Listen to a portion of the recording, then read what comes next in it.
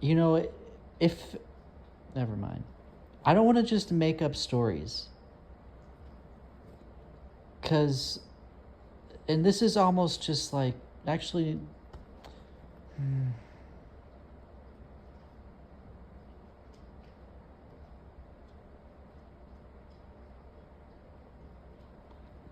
you know,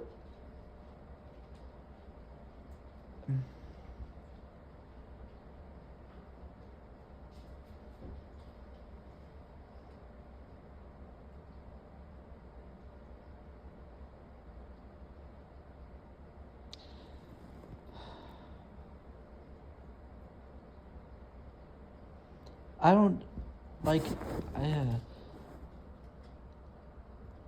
so like there's people who think that there's only like 4% of the church is saved.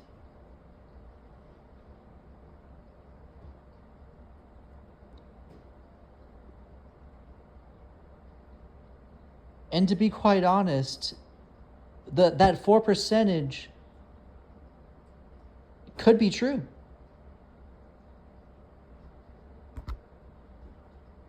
You know, they think the rapture is going to happen. It's like, oh, only people who've repented from their sins and done dotty dotty da are going to go up, which I didn't want to talk about rapture.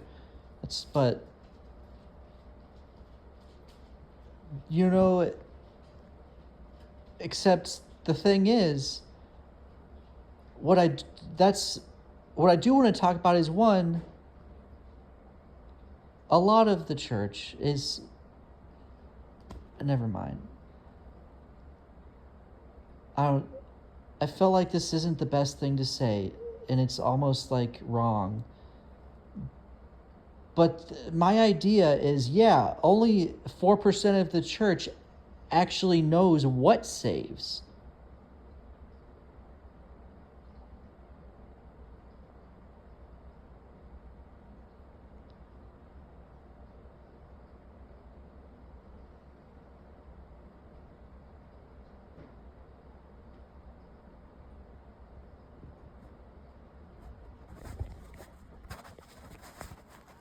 You know, you've got some people who they're like, yeah, if you believe on Jesus, you'll be saved.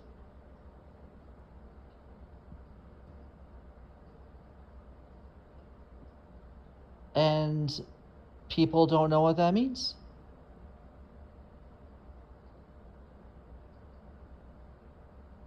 And God just keeps on reiterating it. It's like there's like 5 different gospels in the Bible.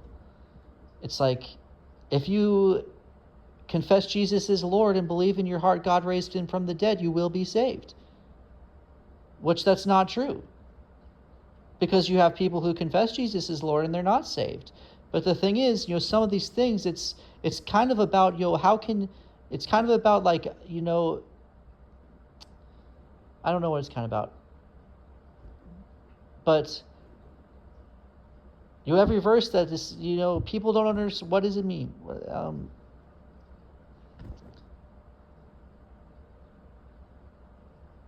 The thing is, if you believe it at its core, you are saved. Confess Jesus is Lord. Believe in your heart, God raised him from the dead, you will be saved. If you just literally do like the core, if you do that, literally say Jesus is Lord, literally Jesus is Lord, and you believe that God raised him from the dead, you will be saved. And the thing about that is, believing that God raised him from the dead, one, it doesn't actually, that's something that if you truly understand all of that context of how there is literally no way to disprove the resurrection,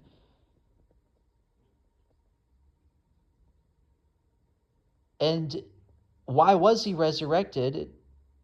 Because he is the Lord, you know, but, you know, that's something that should kind of stay. But also, you know, confess Jesus is Lord. You know, last-ish Saturday, I was talking to these people and I gave my spiel. I was like, it says confess Jesus is Lord, not your Lord.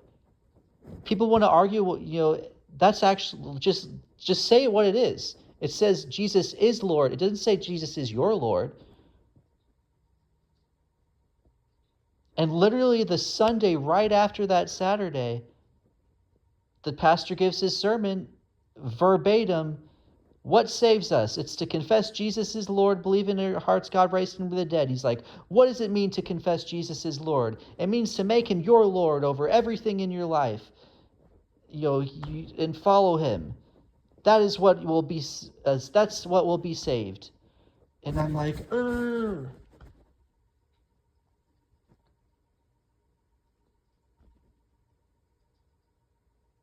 If he wanted you to make him your Lord, he could have used a bunch of different verbs. First off, he didn't actually say Jesus is your Lord. He could have said, if you confess that Jesus is your Lord. He could have also said, if you make Jesus your Lord over all of your life. He didn't say that. There's all sorts of things he could have said to prove your theology, but no, he decided, but no.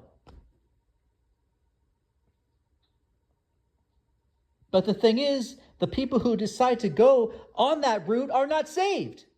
If someone comes at you and he's like, hey, if you will make Jesus the Lord over everything in your life, then God will save you this day. And if that's what they believe, they're actually not saved.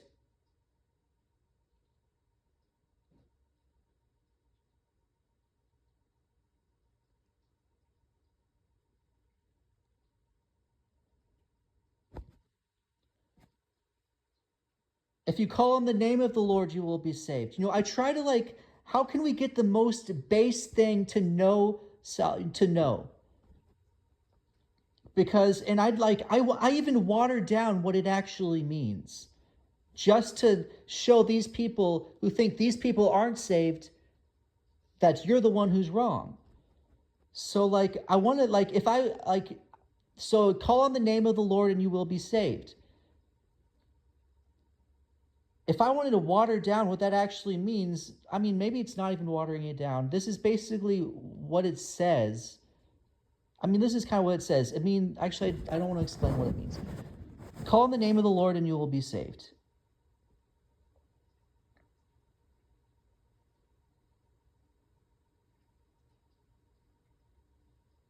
Call on the name of the Lord and you will be saved.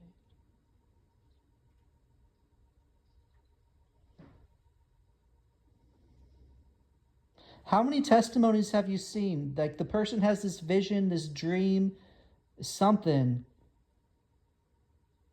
or even a real life scenario where maybe they're descending into this pit and all they can think of is all the one word that they know is just Jesus, and then they're out.